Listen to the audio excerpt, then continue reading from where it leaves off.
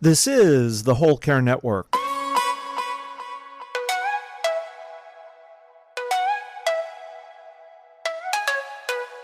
Helping you tell your story one podcast at a time. Content presented in the following podcast is for information purposes only. Views and opinions expressed in this podcast are solely those of the host and guest and may not represent the views and opinions of the Whole Care Network. Always consult with your physician for any medical advice, and always consult with your attorney for any legal advice. And thank you for listening to the Whole Care Network.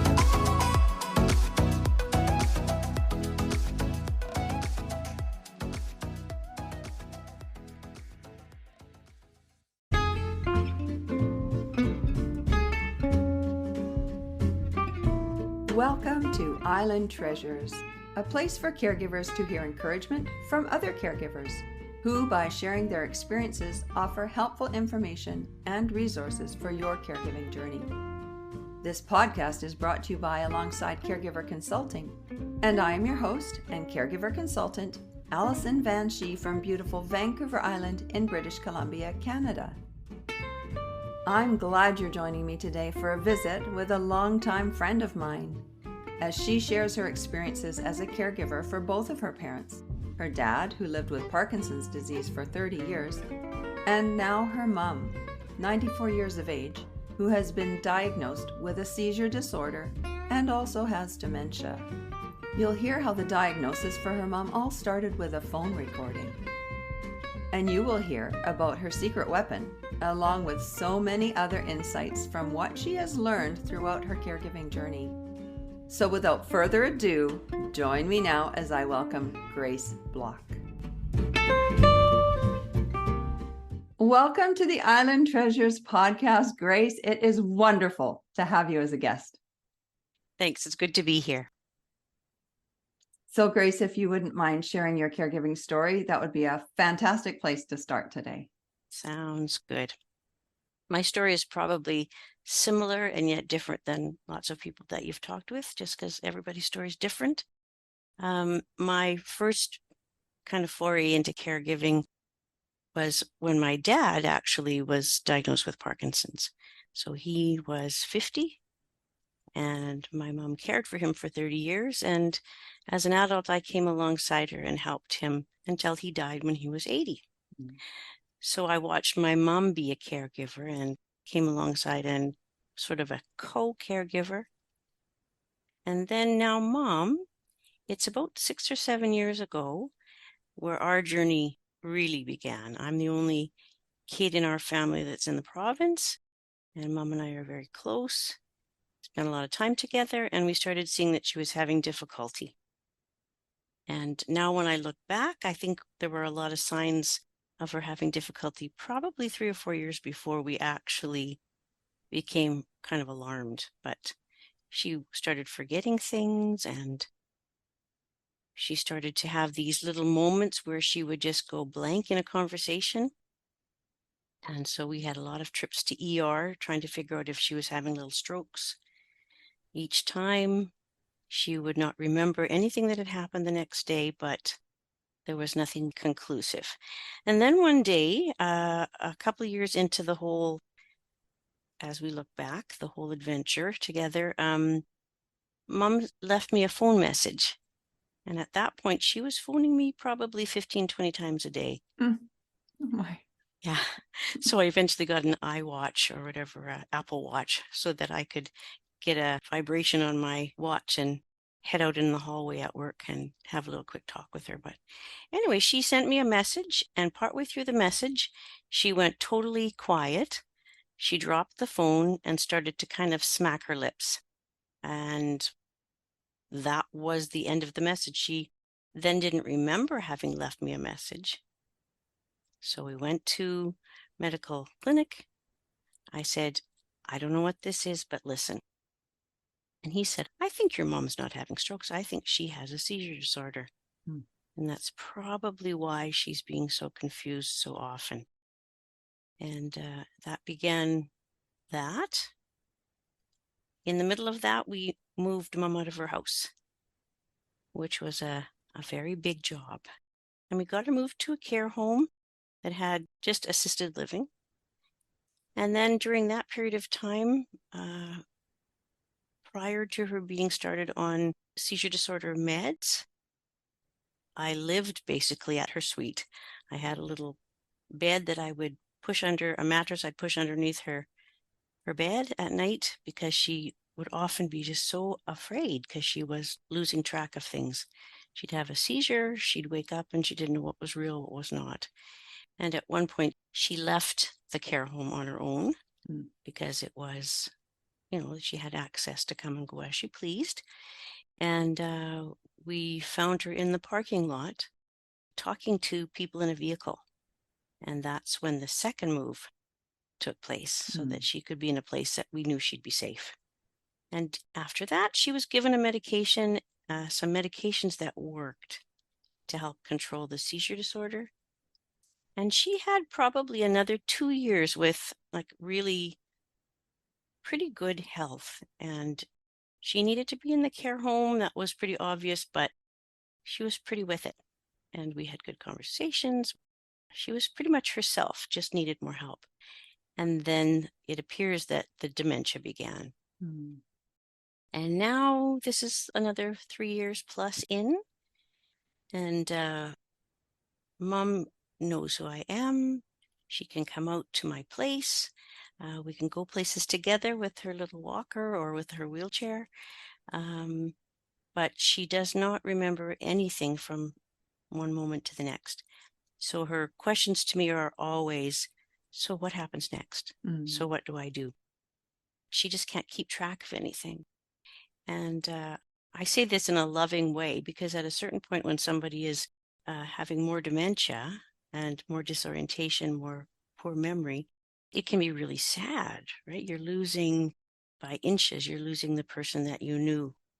But I've decided to embrace and enjoy the things that are sweet about her, even though it just makes life easier. And so, not being disrespectful, she always is going, oh, because everything I tell her is brand new. Brand new. Brand new. Oh. Yeah. And I asked her the other day, we were sitting in the car because her favorite thing is Tim Hortons egg salad or grilled cheese. So we regularly drive through and sit in the parking lot. And I said, just, Mom, sometimes when people are really sad, sometimes they think about things they can be grateful for. What are you grateful for? And she looked out the front of the window at the restaurants ahead of us, and she says, well, I'm grateful for Tim Hortons and McDonald's and Wendy's. And she read off the names of all the restaurants in front of us. So she's very much living in the here and now, what I see, touch, feel, hear. Yeah. So that's kind of our story thus far. That's quite the recap of what you've been through. And I love that you were able to capture what actually happened to your mom in a message. Yes. That was recorded. And you were able to take that recording to find out what was going on. I think that was very fortuitous. Yes. And gave you some answers. Yeah. I say that's a godsend. Definitely. There was a young doctor that didn't know Mom at all. And he was very wise. The evidence was right there. Yeah. And he knew what it meant. Right. And the doctor that he sent us to he's passed now, but he was a world-renowned expert in seizures with older adults. So when we met him, of course, all kinds of tests, but he knew what he was seeing and was respectful with Mom and gentle with her and got her on side to take meds. And yeah, lots of stuff. I look back and I think, yeah, very much a godsend in my mind. Well, I think as a daughter, you are a godsend to both your parents. And I'm very fortunate to know you as a lifelong friend. And that's kind of a neat thing for me today to be talking to you as a guest on the Island Treasures podcast, because I knew both of your parents in their youth. Well, they were old to us because we were kids, but now looking back, they were young. Like even your dad with his diagnosis of 50, like that's young. Very young. Mm-hmm. But yeah, you've had quite the journey with your folks. And you say like you are their child that is in the province where they both lived. And you do have brothers, and but you are the go-to person. And it so often falls on the daughter caregiving. I have to say, there are times, and more so in the past, where I at times would feel a little resentful. I mean, I'm normal, I'm human. But for the most part, I am really grateful that it's me. I get to have that day-to-day relationship with them. I get to go over and tuck her in at night and make sure she's safe and let her know that she's loved. And when she sees me and I walk in the door at the care home, I get the most beautiful big smile right away. And I mean, I get that. So I'm grateful. But it's not all roses, right? No, Like no. your mom is having some paranoia. Yeah. It takes a lot of time, and because you know me so well, you know that I've just semi-retired, and now having the gift of time, like this was part of my reason to retire just a little early. And I am so grateful because now I go to see her, or the ladies from the care home call me and say, your mom won't take her pills. Can you come over? Or, your mom is, I don't know, sitting in the middle of the hallway and she won't move. Will you come and talk to her? And my daughter Emily is home. She has a chronic illness, as you know. And she also has a big role in her grandma's life. And I always say that she's our secret weapon because a grandchild, and she's got nursing background. So, but a grandchild, I mean, there is nothing they can do wrong. And when the daughter won't be listened to, the granddaughter is always right there to help. Nice. And it's really beautiful to watch the relationship that they have. It's very reciprocal and it's beautiful. So we need to clone Emily's for everyone. Yes, we do. So that everyone has a secret weapon. Yes, exactly true. Exactly true. Because sometimes, Gerald, my husband, is also very close to mom and very wise. And often he has the words for me so that I don't set her off, so that I can help her, But if I don't work, there's always Emily. And Emily, she has magic with her grandma. That is beautiful. Yeah. And I do believe there's a pet or two that's involved in the caregiving support team for your mom. Yes, there are two. I have a great big 90-pound Labradoodle, Ferlin, and Emily has a 60-pound little Labradoodle. And both of them spend a fair bit of time with Grandma. And Grandma's quite quick to say that she likes my daughter's dog more than she likes mine. Do you think there's a bit of favoritism going on there with caregiving, though? Yeah, maybe. But he's a very social pup, and he looks into her eyes. He puts his head on her knee. There's that physical touch. He's very soft. He likes to sit and put his head on her lap. And my dog's shy. So he lets you pet him. But Bear, my daughter's dog, he is like medicine to my mom. Yeah. She just pets him and pets him and pets him. And it soothes her, gives her joy. Yeah. That's a really good thing when caregiving, to have pet therapy or even just have a living, breathing pet that even someone for the can. caregiver. Well, we are going to talk more about supports for you. Yeah. Now, which dog do you prefer? Berlin, absolutely, hands down. Good answer. He's a lovely old soul. Good answer, Grace. Yes, it's the right He's probably answer. listening, even He through the wall. probably is. Oh, that's precious. Yeah. So, Grace, what supports do you have? And I know you've had some issues yourself, but let's just stick to the caregiving right now. What supports do you have for caregiving? My biggest support is my family, my immediate family. My husband, he does all of mom's finances, and he's just a calm guy. And so I think when you're confused, having somebody that's calm and confident my mom will hear his tone before she hears his words. And he's very, very good with her. And so he's my main. Emily is a huge support because, again, she's one of those people that knows how to kind of figure out what might help.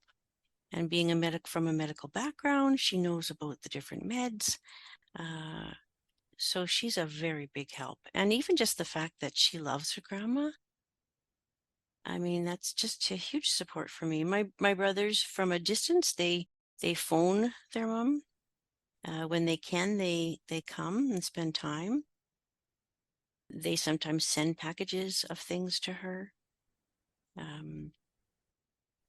But for you, Grace, what supports do you have? But that does support me too. Like when Okay. others are caring for mom, then I can take a back seat a bit.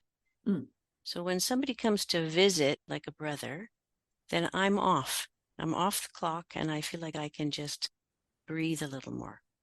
When Emily is over there visiting with mom, I can kind of check out. And I think a lot of people that care for others don't have a chance to check out. And it's just so huge to be able to just go, she's good, she's taken care of. Being in a care home, that the care home is also a huge support. And the care home that she's in, that I know she's safe, that's huge for my peace of mind.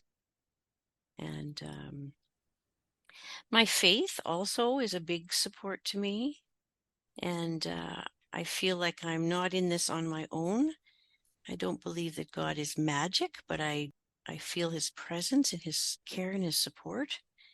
At our church, some of the pastors have been really caring with me, not so much going to see mom, because that seems to be awfully hard for people when they don't feel comfortable in that setting. But for me, they support me. I have a lot of good friends also that I can just talk their ear off, right? Which is really good, sometimes without any judgment. I just have to tell you what's happening right now, and you don't want judgment. You just sometimes have to just get it off your chest. I like being active, so riding my bike and going swimming and walking my dog. And I like to make things, which really helps me. So I have to make myself set time aside I'm learning how to knit. You would laugh if you saw me, Alison. I would laugh. Yes, you would. But I like to sew and to just make things and bake things. And so just doing things that just give me joy, that also has helped me. And we also travel. So even though I know there are people that won't leave their loved one, she's safe in the care home. And I usually try to set up a couple of people that will kind of share, getting phone calls from the staff and that kind of thing, which is where she's at. That does happen quite frequently. We get a lot of calls. But we try to get away on a couple of times a year, canoeing, which we love, and going someplace warm where we can dive. So yeah, you're brave when you do the diving. It's an acquired taste, I think. I don't know. Maybe there's something really like a parallel message in submersing yourself and you're totally away from reality. You're under the water, you're deep sea diving, like, which I could never do, Grace. Well, it's funny because I'm a water baby. I love the water. And when I go where we typically go, you get all your gear on and you sit on the edge of the boat and they go 1, 2, 3, and you fall backwards into the water. I feel like it's falling into the clouds. And when you go down into the water, you can't talk. It's a calm, slow kind of a exercise. It's quite calming. Yeah, so it's good. And you do that every year? Yeah, we do. Yeah, because I see pictures. Yes, you do. Back to the care home. Was this the first care home that you researched for your mom? And like you said, you put her into assisted living and then went to the next stage. But you sound really appreciative of the care she's getting, and you say, like, she's safe there. So tell me a little bit about finding that care home and the process there. It's a bit unique because in Saskatoon, I researched and there are so many different options that all look very different. And initially, one of the churches in town, they have a lodge where seniors can live, and they can, there's sort of a continuum of care. And so we started Mom there because she could do at that point some things on her own. She had run her own household till she was 85 and her own yard and everything, right? And while she was there and becoming less safe because she was getting so disoriented, the staff there told us about the next level of care. It's sort of a sister program where you can have someone there who, and they won't be able to wander out, and more care. So it was because of where we chose initially and the people in their own caring way letting us know. And then Mom had been a children's pastor, and they told us that in this particular care facility that they gave priority to people that had been in a giving, caring kind of a role before. And I phoned them, and, again, another godsend. There's happened to be a space that came open before Mom was really ready, but we decided we would just stick with her and help her through getting used to this new setting. And it's been terrific. Yeah, the manager, supervisor is open. They treat her respectfully. She has enough space. She's never been a real social butterfly. Mm. She likes to have her own place that she can look through her painting books, and we found other things besides painting that she can do creatively, so adult coloring books that have adult themes, not children's pictures. Right. Yeah, and some of those kinds of things. Yeah, because your mom is a brilliant artist. Mm-hmm. Yeah, and is quite put off if you offer something that is kiddish. Juvenile. No, don't like it. Yeah, absolutely. Which is something that is, I think, a fine line for people that are doing recreational things with seniors. So you have to find something that they can do, but not treat them like a child. Yeah, that's tricky. Yeah, very tricky. It's interesting you seeing that, because you do a lot of work with children yourself now. Mm-hmm. And so you know what is geared towards children. So Mm-hmm. it's obvious to you. Mm-hmm. But yeah, it's sad when folks don't see that. And even calling the seniors something that is a little childish as well. Yes. It conveys something that doesn't feel respectful sometimes. Yeah. And it's a hard thing. I mean, you have lots of difficulty keeping staff in a care home. It's a very difficult job, right? And often not a really high paying job. So you don't want to be critical. And yet sometimes people will, use childish phrases. Mom and I come back from having coffee out, and somebody will say, "I hope you're a good girl, Audrey." And I'll be like, that's not a great thing to say to Mom. But you could say, "What did you guys get up to while you were out?" Mm-hmm. She's not a child. Mm. But you have to be careful because you don't want to, again, offend somebody that your vulnerable one is being cared for by. But I guess in a way you're educating them Yeah.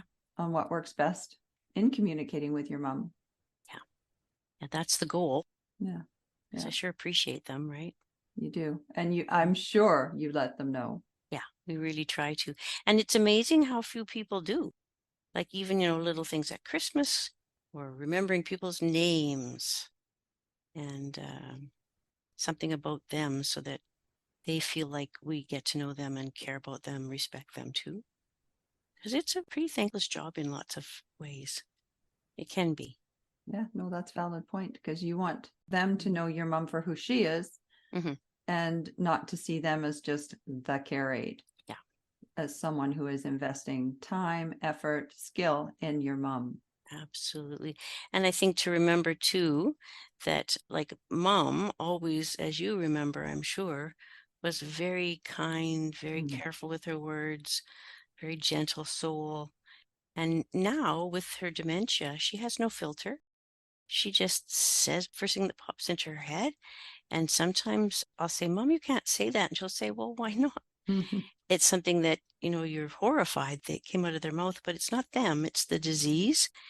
She can't help it. So I'll look at the ladies and say, she didn't mean it that way. What she meant was, and Mom will just shake her head at me. Yeah. But You don't know what I'm saying. yes. Yeah. But she's Oh, not herself. no. Yeah. And they don't know the healthy person and who they really are and what they've done. I find I often am saying things like, when Mom was little, and telling them stories, or showing them pictures of, this is Mom's sister who just passed away. If she's sad, trying to let them have some sense of her. When I was a little girl, we used to do this together. And did you see the paintings that she has up on her wall? She did all of those. And try to, pump her tires a little bit, just let people know who she still is, but they don't have the benefit of that memory, that history. And I think it helps. When my dad was in care, he lost his speech, right? Mhm. So that's even another big thing. He couldn't walk on his own, he couldn't talk. And he was quite psychotic sometimes. So he would see things, hear things, and he would hallucinate. And again, he couldn't even speak up for himself. So that caused another whole area of challenge in helping people understand who he was, who he is. That actually, when he bit them, it was not that he was trying to hurt them. He thought he was, and he let me know afterwards, he thought he was in the war. Because he was in the war. Because he was in the war, yeah. And he thought they were trying to imprison him. So his reality was not apparent to them. But once they knew, then they were, oh, okay. So you said bit. Yeah. He bit them. Yeah. But he couldn't walk away. Right. And he couldn't talk to them. So in fear, what was left? So he bit them. Yeah. Yeah. He He's needed trying to communicate, leave me alone, I'm afraid. Mhm. Yeah. And that was a few decades ago as well. Yes. Mm-hmm. So like caregiving has changed. Mm-hmm. Mm-hmm. Some would probably argue perhaps not enough, but there is more of a spotlight shining on caregiving now. Yeah. I think there are more resources for people, for educating people that work in elder care, and also for families, and even education for people as they're going into a disease process. I think we have gone ahead in those things. I still think it comes down to partly education, but also personality, people valuing others and being understanding of where people are coming from. Because some of the very young caregivers sometimes are the best. Mom was worried the other day. She was not in reality, and she was very worried that one of the care staff were going to give her pills that would hurt her. They weren't her pills.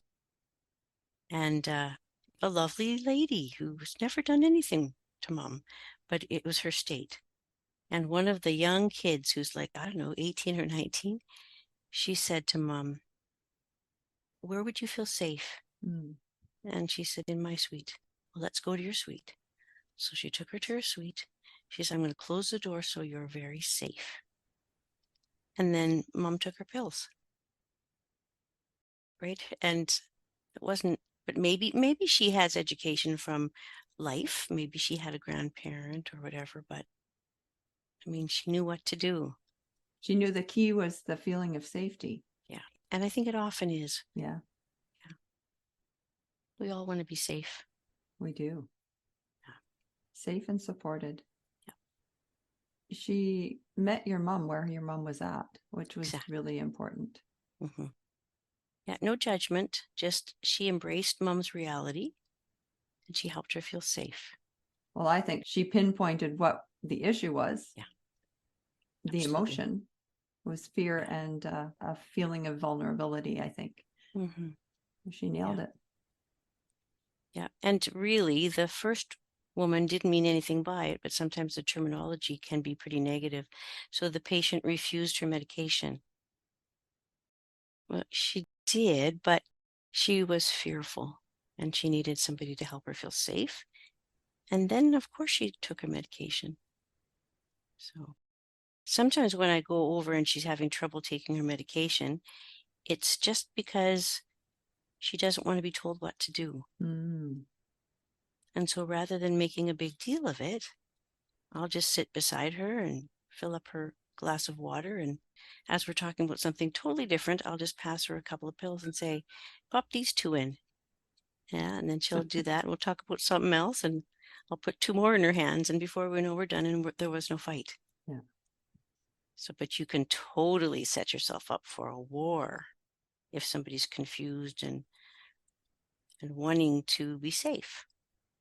So. No, you raise a very valid point with, we don't want to be told what to do. No, never. So why would we, even when we've lost some cognitive abilities, want to be told what to do? Yeah. And she can still claim that. She can still Yes. own that. Yes. Yeah. Yes. And, we don't want to treat adults that are older as children, as we've already talked about, but there's nothing wrong with simplifying things. So giving somebody a choice. When your kids are little, they don't want to go to bed, you say, you can wear your Spider-Man pajamas or your Hulk pajamas, right? And for mom, I could say, do you want to take your big pills first or your small pills first? So we take it out of a war and into a choice, So you are dating yourself by saying Hulk pajamas. Oh, it's all back again, Allison. Oh, is it? See, It I don't is. know. I don't have any grandchildren. I wouldn't know. I'm thinking Hulk, that was a while ago. Yeah, That's all funny. good stuff comes back, Yeah, Allison. true that. Yeah, very like true. shoulder pads and bell bottoms. Yay. Yeah. Now I've really dated myself. Well, no, they are coming back. We're the same age, Grace. It's okay. That's true. So, Grace, you're giving the listeners a lot of information, and thank you. What have you found so far to be your biggest struggle as a caregiver? I think in the regular busyness of life before I retired, just having enough time and energy, just being tired all the time, and feeling sometimes like I would go to help mom, but I knew that I'm going to even be more tired for work tomorrow, and I'm not going to get things done that need to be done. And I don't want her to have that sense that I'm rushing her or that she's not important. But I'm at the place that I don't have little kids to take care of. I don't have grandkids to take care of. I don't have a husband to take care of. I don't have a full-time job with people leaning on me. And as you said before, I had lots of my own health concerns. Now they're pretty manageable.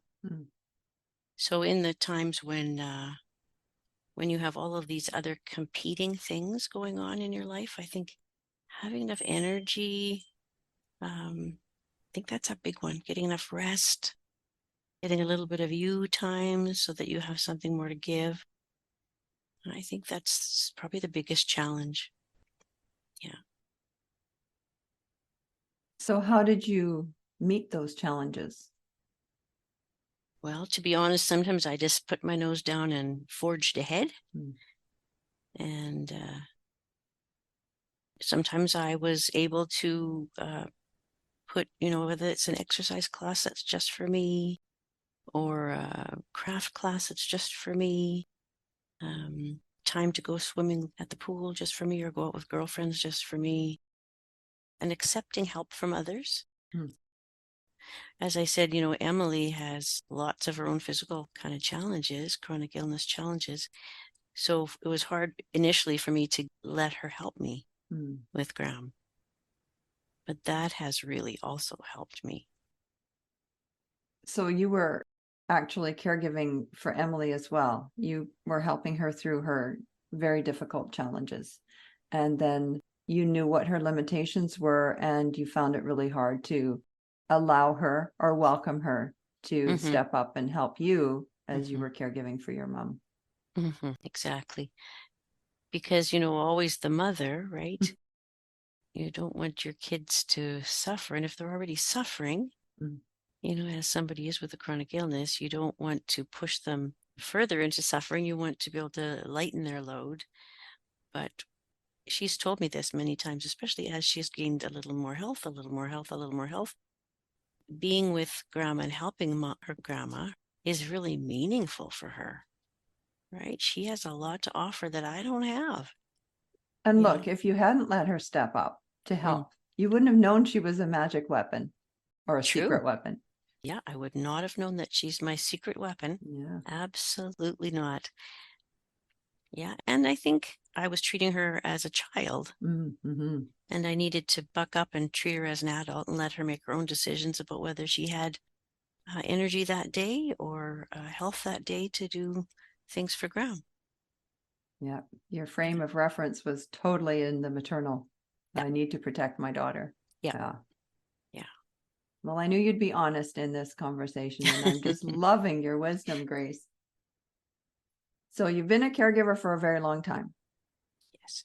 And I remember a time when your mom was actually caregiving for you when you had your own health concerns. And I would love for you to share the story about your mom was taking you to an appointment. And Yes. I would love for you to tell that story because I still chuckle. Yeah.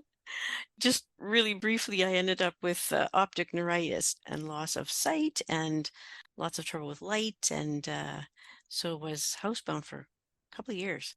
Anyway, I couldn't drive or read or watch TV, any of those things. So my little sweet 80-year-old mom was taking me to my appointments.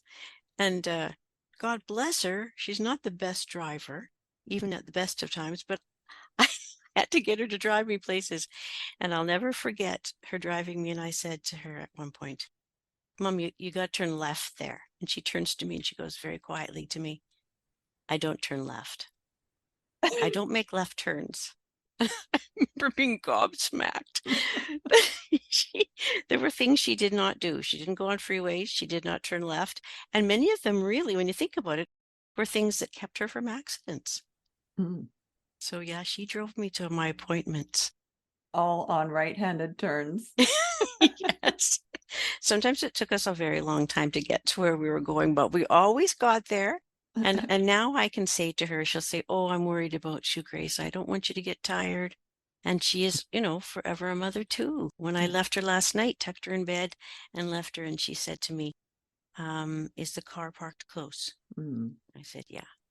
And did you turn off the lights before you came in to see me? Yes, I did, Mom. And you're going straight home? Yes, I am, Mom. Oh boy.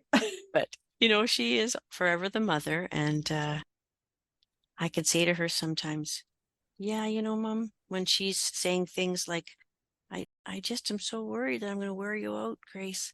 And I'll say, you know what, Mom, you took care of me when I was sick. And now it's my turn. Mm. Yeah. I think it helps her. That's great. She can relate to that. Yeah. She's helped people her whole life. Mm. And now some of us, we get to help her. So thinking back to our youth, I don't remember your mom driving at all. She didn't learn to drive until my dad was no longer able to work or drive. Oh, yeah. And they moved away to Edmonton. And my youngest brother, who was grade 8, was doing all the driving. Mm. And then they moved to Saskatoon. She took the driver exam, and she was a fairly hesitant driver, but she drove for another 20 years plus. Mm. Yeah. She even got a speeding ticket once. Oh.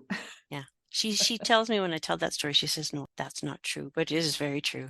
She got a speeding ticket. Selective memory. Yeah. I love, though, that she had the boundaries of, I'm not going on a freeway. I'm not going to make any left-handed turns. She knew that, and she knew it for her own safety. Absolutely. It was very wise of her, actually, when you think about it. You don't have to turn across traffic then, right? And little by little, she actually was very good about the whole driving thing. At one point, she said to me in her 80s, I was at the grocery store and I couldn't remember how to get home. Here are my keys. That moment. Yeah. And that's not an easy thing. I mean, I can't even imagine giving up your driving, right? And at that point, Dad was already gone, but she was alone in her house. And so it meant asking for help, she has always been a very independent woman. And I've always respected that she was able to do that. So she made the decision, so you didn't have to Yes. ask her or advocate. Yes. and say, Mom, you're not safe driving anymore. You didn't have to have that conversation. So No, I'm very grateful for that. Mhm. And even with her house, when she needed to leave her house, I mean, as you know, anybody that's a big time crafter and anybody that's in charge of any kind of kids clubs often are keepers. You know, they keep everything because you might need You it. might need it for this. Yeah, and Mom was a big time keeper, so her house was very full. And when we initially started packing things up, I would pack them and she would unpack them. Mhm. And Mhm. at a certain point, I said to her, you know, Mom, I really need you to not come with me. We'll go through the house. You can tell me all the things that you for sure want to keep. And then after that, I really need you to let me just pack things up. You can give me the parameters, you know, what you want me to do with your stuff. And she had real rules. She wanted all of her stuff used, you know. And then I had to ask her then to just let me get the job done. And she actually was able to accept that, which, again, very gracious. Mhm. Yeah. Yeah. Those are hard transitions, Yeah. both of them. Yeah. Especially if you want to be really respectful with your parent, um, which is huge all the way through. Yeah. Well, from what I see, you are extremely respectful of your mom, and you were of your dad as well, and of your daughter.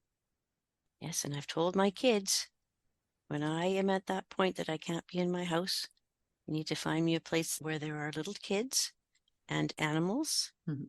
You must pluck my chin hairs. Great point. Yes. So I'm preparing them. Yeah. That's something that people don't talk about, but it is pretty obvious that it should be talked about. Mhm. And again, dignity and respect. Yeah. Dignity and respect. And everybody's a little bit different about what is really important to them as they age.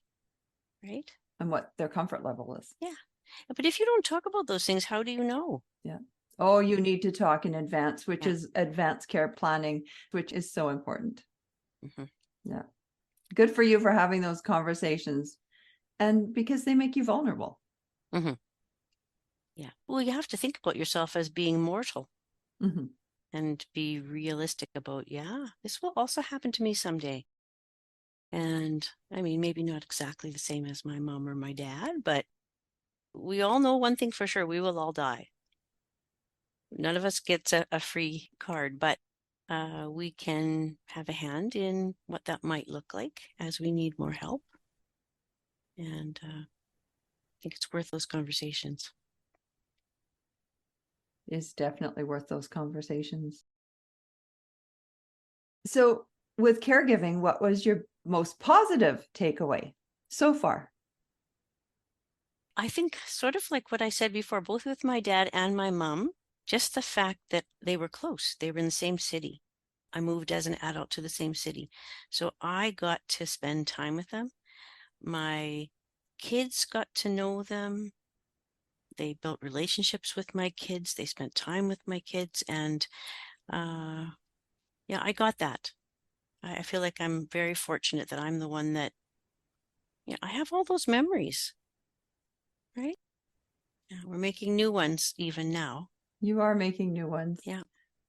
And you're educating people along the way. I love that you are suggesting other ways of broaching a topic with someone like the care aide who is a little condescending but doesn't realize that that's not the way your mother accepts information. So you're educating, and that's a really good tip. Well, if I was in the other person's shoes, I would want that information. And again, sort of not assuming the worst in people, but assuming that they are doing their best. They're really trying. It may be a cultural thing as well, you know, things that the way they grew up. Yeah, not everybody's having their best day when they're at work. Like No. even as you said, Mm. like you're tired and Mhm. you're always giving. Yeah. Yeah. Yeah. And sometimes I'll go to the care home and some of the people that work there all the time, it's mostly women, but you'll see that they look like they're on their very last nerve. Mm, You don't know what's going on in their lives, right? no. You don't know their story, their situation. So, yeah, good to keep that in mind. Yeah. Hearing you, and you are called Grace for a reason. And I've witnessed you have a conversation with your mom, and it was just such a tender, gentle, beautiful, beautiful conversation. Just with your patience, and it was with the medication and talking her through, well, which color pill do you want to start with? Pink? Okay, let's and you weren't there with her. And yeah, to do it long distance, and it was effective. It did take time. Yeah. And that took patience on your part, but you are very gracious, Grace. Well, I really love her. I know that. Right. So that's the expression of that. Yeah. Yeah. Yeah. So what tips would you have for a caregiver just starting on a caregiving journey? Make sure that you don't give up your friendships in all of the busyness. Make sure you still have your people that you can spend time with, even if it's not as it was when you were younger, but you need friends when you're going through this.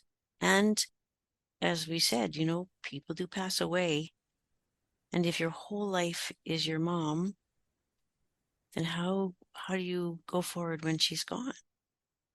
So hang on to your friends, enjoy them, support them, build those friendships. That's one of the big ones. The other is, or another, there probably are so many, right? Do what you need to do also to feed your soul. So whether that's going to church, whether it's reading books, whether it's listening to podcasts, talking to people, do things that help you in deciding on what's valuable, deciding on what's meaningful, building your sense of that you also are a worthwhile person just as you are. You're learning, you're growing. For me, that's God. So having that sense and security for mom, that someone outside of and bigger than me is watching out and helping me. Well, and with your experience, you have seen God's hand in many, many ways throughout your caregiving experience with both your parents. Mm-hmm. Absolutely. And then just looking for the fun, looking for the humor, looking for the fun.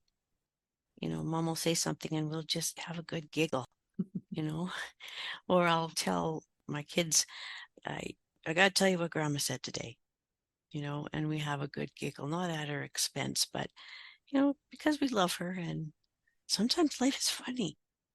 And sometimes she says really funny things and you laugh or you cry. So, it's just good to, I sometimes look at myself. The other day I went to help mom with something and I got her all ready for bed, tucked her in, kissed her goodnight, turned off her lights and went back to the car and went back to my home. And as I walked in, there's a mirror in the entrance and I looked at myself and I just started to laugh. I thought, you look like you just got scared out of sleep. My hair was sticking up all over the place. And, I just had to laugh. Yeah. Mom didn't say anything.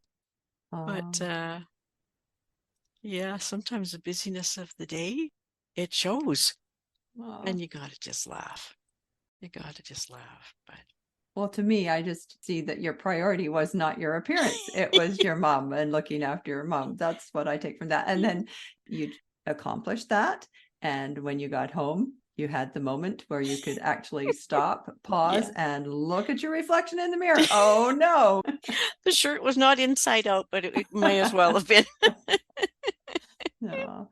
Well, you're right, though. Humor is really important, and it is a stress reliever as well. So if you can rally the troops and share with your kids funny things, and that's all part of the memories that you're making as well. So you're venting through that, you're addressing things through that, and you're making memories through that, and you're laughing, which is so healthy. Yeah, it's good. And you're good at humor. Well, I enjoy it, that's for sure. And my brothers are all very funny people too. I'm not a funny person, but I do appreciate humor. And I never forget to read the funnies in the paper. Yeah. And just look for things to smile about. Yeah. Well, I'm smiling. Good. It's good to be with you. Good to be with you too.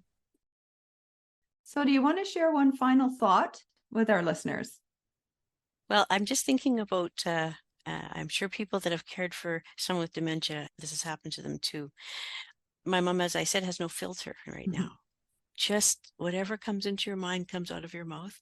And you may as well laugh because it is what it is. Hard to explain it away though for someone Yes. for someone else. People surprisingly, though, have been very good. But you have to be on your toes all the time. Yes. You're just like, oh, how can I smooth this over? Or how can I make this better? Yes. Yeah. Yeah. Yeah. You have to do that a lot. And when mom says things to the staff that, don't appear to be kind, they're usually just a statement. She thought it, and then she said it. And I'll say, Mom, you can't say that. Well, why not? Right? She's not herself, right? She's just thinking in very concrete kind of ways. But let it go. Yeah. Yeah. Yeah. And you mentioned before her reality is her reality. Yeah. And even though it's not our reality at this point in her life, you do remarkably well with her. And I'm very glad that I've been able to witness part of that. Well, I get to. Yeah. And it's not forever. Right? No. Right. So I'm very aware that even on my tired days, I don't get to do this forever. So I'm going to enjoy her as much as I can at the level that she's at and accept help. And I am so grateful that Emily, she's so good at finding things that Grandma likes to do. And we get together. Mom doesn't have to be doing much, but she just wants to be with us. Even if it's, while we're doing some cooking in the kitchen and she's watching National Geographic and having a cup of tea and can just watch us and listen to us and then join us for some macaroni when we're done, and then we're all together. She likes that. And then, of course, Emily's the favorite dog will then go and sit on Grandma's knee and she can pet him. Yeah. And just, we get that time. We get to build those memories. So I feel very fortunate and sometimes very tired. Yeah. But less so now that I have more time. Yeah. Yeah. So you are physically active. You recognize when you're tired. And so do you have boundaries or do you take a nap? What do you do? I'm learning to do some of those things and even the many, many phone calls where it can be too much. My husband's been very good about, I get a call, Mom won't take her pills. Will you come in? And if I haven't had supper yet, Gerald usually will say, let them know you'll be there in an hour. Have your supper, take a breath, and it's not going to make a big difference. So for me to be able to slow things down in my mind so I don't, because I'm very quick at reacting. That needs to be done, I'll go do it. So I've really appreciated the help in slowing things down. It is hard when you're programmed to do things right away. Yes. And in a little bit of a reactive mode all the time. Yes. And that's the way I'm wired as well. So I get it. Like, no, deal with that right away. And then your wise husband is saying, no, you need to feed your body. So have your supper, take some moments to just breathe, and then you can go and deal with it. Yeah, because not everything is a fire. No. Feels like it. And Sometimes you want to it do does. the best for her. Yeah, you do. And you can get into the habit of, like you said, just being reactive and not thinking things through. Yeah, you know me. So it's it's easy to just react quickly. Yeah. And let's just go get it done. But you do have to pace yourself. Yeah. But that's a really good takeaway as well, though, Grace, is just slowing down a little bit and recognizing what is a fire and what isn't. Yeah. Taking notice of your body. My shoulders are up by my ears. Letting my shoulders go down and taking a nice deep breath and just, it's okay. And sometimes Mom has phoned me herself, all worried about something. It's not the staff calling and wanting my help. And sometimes, again, just taking a breath, slowing it down, and helping her to slow down and kind of think through things. And there's my dog. Can you hear him? No. No, good. Berlin. It's the very dangerous mail carrier that's at the door. Oh, okay. Well, we timed it quite well then. So, Grace, I just can't thank you enough for being a teacher to me. My observations of you have been amazing. Your words are so well thought out, and what you share is from your heart. And I've witnessed it with your dad, and I know this is a hard journey for you, and I just want to thank you for sharing it today. You're most welcome. You Talk to take you care. later. Yeah. Bye.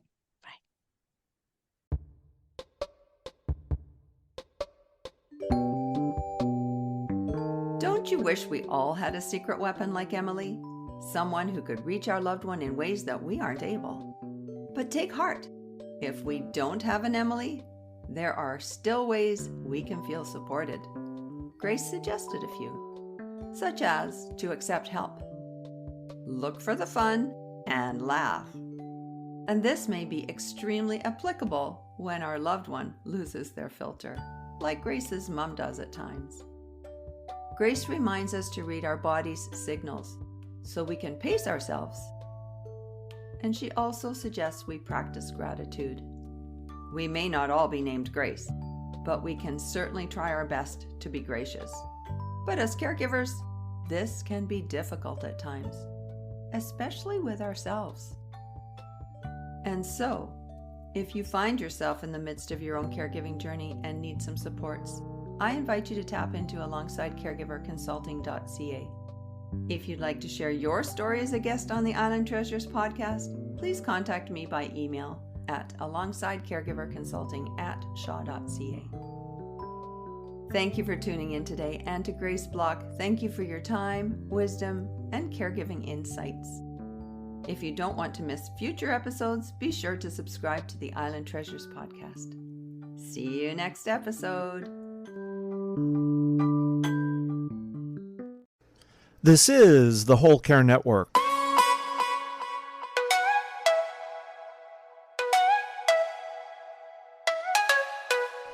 Helping you tell your story one podcast at a time.